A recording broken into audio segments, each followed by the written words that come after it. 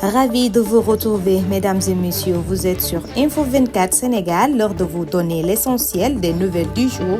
Bonjour et bienvenue à tous. On démarre l'actualité avec la politique paix en Casamance. Ousmane Sonko signe un accord historique avec le MFDC. Cette signature qui s'est déroulée à Bissau, capitale de la Guinée-Bissau, a marqué une avancée majeure dans le processus de paix pour la région de Casamance en présence du président guinéen Umaro Sissoco Embalo qui a joué un rôle clé en tant que médiateur. Cet accord vise à mettre fin aux hostilités qui secouent la région depuis plus de 4 décennies, à favoriser la démobilisation des rebelles et à leur permettre une réinsertion effective dans la société. L'accord est également conçu pour relancer les négociations en vue d'une paix durable et d'un développement économique dans cette région du Sénégal,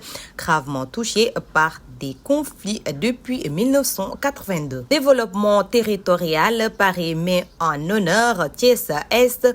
Dans cet élan de municipalité organisé un pré-forum international à Paris, une initiative ambitieuse qui met en avant l'économie sociale et solidaire comme moteur d'émergence territoriale. Cet événement constitue une opportunité unique de rassemblement les collectivités territoriales, les entreprises ainsi que les investisseurs privés et publics dans une dynamique de synergie de la coopération.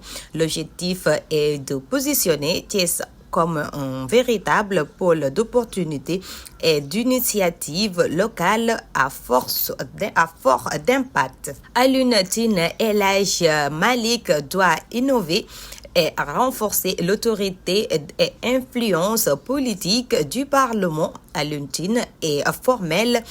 El Hadji Malick Ndiaye doit continuer effectivement le travail de régulation politique à l'Assemblée nationale, travaille à une démocratie plus apaisée, plus sereine, plus respectueuse des libertés.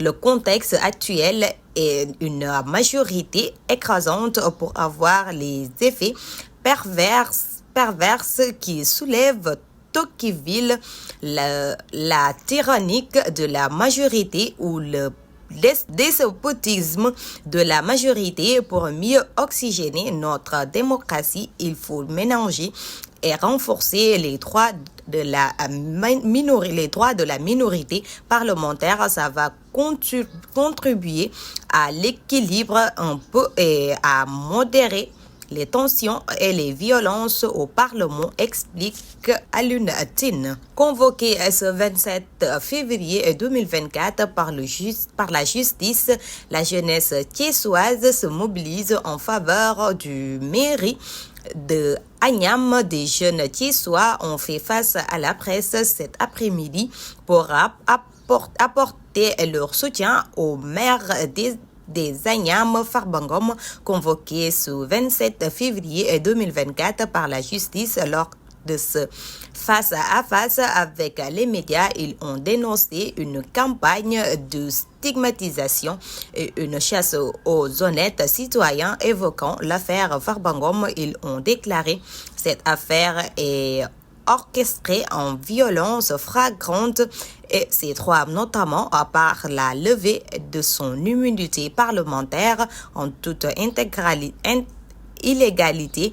Un mandat de comparution lui a été décerné le lundi 10 février 2024. L'honorable citoyen Farbangom a dignement répondu à cette convocation en se présentant devant la justice de son pays le jeudi 13 février 2024. Ce 27 février 2024, l'honorable député Farbangom répondra une nouvelle fois à la justice de son pays. Pape Cheikh Sylla, journaliste bien connu sur Sen TV, est de retour au Sénégal après un séjour de 5 ans en Angleterre. Il a révélé récemment que son absence était due à une émission diplomatique. J'étais en Angleterre avec ma famille pour le travail en tant que première secrétaire de l'ambassade, a révélé Pape Cheikh Sylla, de retour au Sénégal après 5 ans. Reconnu pour son talent à l'écran, il a marqué les esprits des téléspectateurs avec ses interventions sur Sen TV. Affaire Boas, le coordinateur, nous avons déjà présélectionné les 370 jeunes Sénégalais dans une vidéo publiée sur les réseaux sociaux. Le coordinateur national du BAOS, Khadim Bamba Fall, a fait l'état des lieux de la migration circulaire entre le Sénégal et l'Espagne. La migration circulaire consiste à envoyer des jeunes Sénégalais âgés de 18 à 35 ans en Espagne pour y effectuer des travaux saisonniers pour une durée de 3 mois pour l'année 2025. 250 candidats seront choisis après un dépôt de dossier en ligne du 5 février à 8h à vendredi 7 février 2025 à 18h. Paiement des salaires, les explications du ministre de la Santé aux agents contractuels. Le ministre de la Santé et de l'Action sociale a annoncé un retard dans le paiement des salaires des agents contractuels dû à un processus de régularisation visant à améliorer la gestion des effectifs. Un maudit a révélé une hausse incontrôlée des agents des irrégularités dans les contrats et des rémunérations. Plus de 5000 contrats sont actuellement réévalués pour corriger des incohérences salariales et des qualifications inappropriées. Le paiement a repris jeudi dernier et le ministère assure que toutes les mesures sont prises pour finaliser les virements rapides visant à garantir une gestion plus transparente et équitable. Bob Thior, le collectif UGB Verte plante 126 arbres dont 84 fruitiers sur l'île dans le cadre de ces 48 heures placées sous le thème du social au service du développement. Le collectif UGB a organisé dimanche journée de service à la communauté sur l'île mythique de Bob Thior. L'administratrice générale de la fondation UGB qui apprenait à la cérémonie officielle de lancement tenue sur l'esplanade de l'université a magnifié l'engagement volontariste du collectif. Ce n'est pas seulement une geste écologique, c'est un acte d'amour, c'est un acte de service à la communauté, a déclaré Ami Sougou. Décès d'Amadou Makhtar Ndiaye, son corps bloqué au Maroc pour une autopsie. Amadou Makhtar Ndiaye, secrétaire général du PRC et membre de la coalition Takku Wallu Sénégal, est décédé jeudi à la suite d'une malaise. Cependant, selon sa famille, son corps est actuellement retenu au Maroc à l'attente de l'autopsie ordonnée par le procureur. La situation est autant plus difficile en raison du ralentissement des activités durant le week-end, ce qui retarde les démarches pour le rapatriement de son dépouille. UCAD, un match de football pour renforcer la cohésion et l'unité entre étudiants et cadres du COUD. Cette rencontre amicale a opposé les cadres du COUD au collectif des amicales d'étudiants de l'UCAD. Plus qu'un simple événement sportif, cette initiative vise à raffermir les relations entre les étudiants et les agents du COUD afin de favoriser un climat social apaisé en collaboration étroite entre ces deux entité permet un meilleur accompagnement des étudiants en facilitant ainsi leur épanouissement et leur ouverture envers les personnels du campus. Sport local, ONCAV répond aux attaques du CIEPGS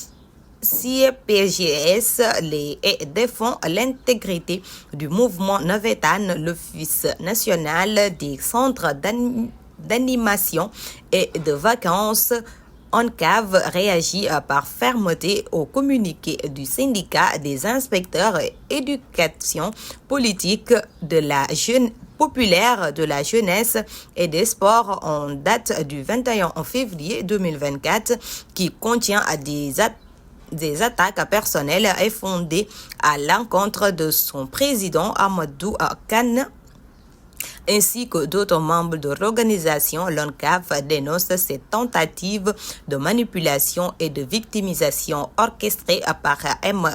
Galadio Oba, chef du service régional des sports de Kolda, et réaffirme son engagement en faveur de la transparence et des intérêts généraux.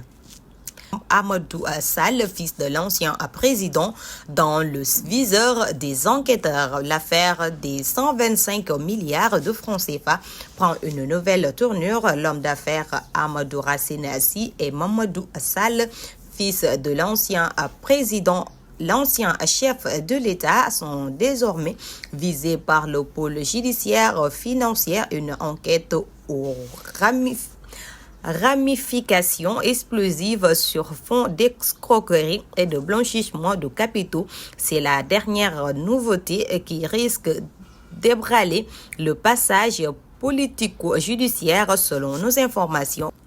Un dossier secret de l'ancien régime de près de 92 milliards de francs CFA vient d'être débusqué. Selon nos informations, les plus hautes autorités sont décidées à faire la lumière sur cette affaire très floue scellée sous le sceau du secret. Dans son rapport sur les finances publiques, la Cour mentionne que le ministre chargé des Finances avait signé en janvier 2022 au nom de l'État du Sénégal avec l'International Business Bank B une convention de crédit d'un montant de 91 milliards 942 millions 400 000 francs CFA. Autre scandale financier au cours de la colère noire de Ousmane Sonko envers Abdou Karim Sall. Ce n'est pas seulement l'affaire des 45 milliards d'armement dans laquelle est cité le ministère de l'Environnement sous le défense régime de Macky Sall qui fait arranger Ousmane Sonko. En vérité, si Abdou Karim Sall ulcère l'ancien premier ministre, c'est aussi à cause du fameux rapport d'audit de la performance de la direction des eaux et forêts, chasse et de la conservation des sols par la Cour des comptes dans l'année 2024.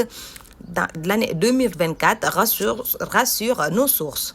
Le rapport à sa page 101 dénonce l'installation irrégulière de la société KVS dans la forêt classée de Thiès. En effet, en vertu du protocole d'accord en date de 17 juin 2019 approuvé par Abdou Karim Sall, alors ministre de l'Environnement et du Développement durable, une assise financière de 185 hectares a été mise à la disposition de la société Qualité Légumes Services dans la forêt classée de Thiès aux fins de mise en culture pour une durée de 25 ans.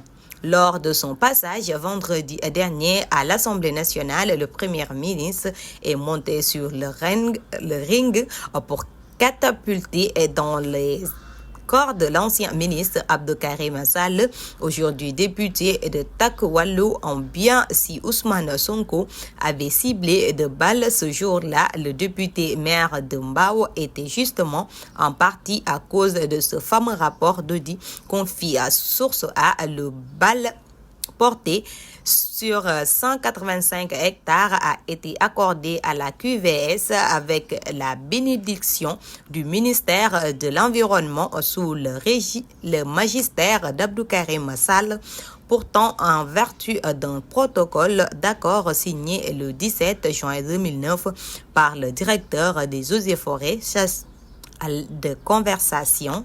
La nouvelle annonce inattendue sur le prix de la miche de pain. Les boulangères souhaitent vendre la miche de pain à 225 francs. À quelques jours du Ramadan, les boulangères du Sénégal s'alarment à attirer l'attention du ministère du Commerce sur leur situation préoccupante. Fallou Sarr et ses collectifs assurent qu'ils vendent à perte et souhaiter que la miche de pain actuelle au prix de 150 soit vendue à 225 francs comme beaucoup d'autres secteurs de la production, de risque de douleur de connaître des perturbations dans les jours à venir si nos actions n'est entreprise. C'est en tout cas l'annonce faite par le regroupement des boulangers du Sénégal. Le décès d'Adjaratou Mariama Dia, la mère du président Mamadou Lamine Diallo, a profondément marqué la chaîne politique sénégalaise, suscitant de nombreuses marques de solidarité. En signe de soutien, une délégation du groupe parlementaire PASTEF, conduite par Ayib Salima Dafi, s'est rendue auprès du président Diallo et de sa famille pour leur présenter ses condoléances suite au rappel à Dieu de la mère du président Mamadou Lamine Diallo, Adjaratou Mariama Dia.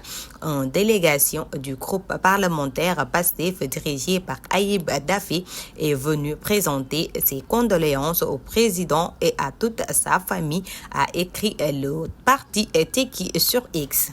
Ce geste symbolique, empreinte de respect et de compassion, témoigne de la solidarité politique envers un des visages remarqués de la politique sénégalaise en cette période de deuil. C'en est tout pour cette flash d'information. Merci de l'avoir suivi.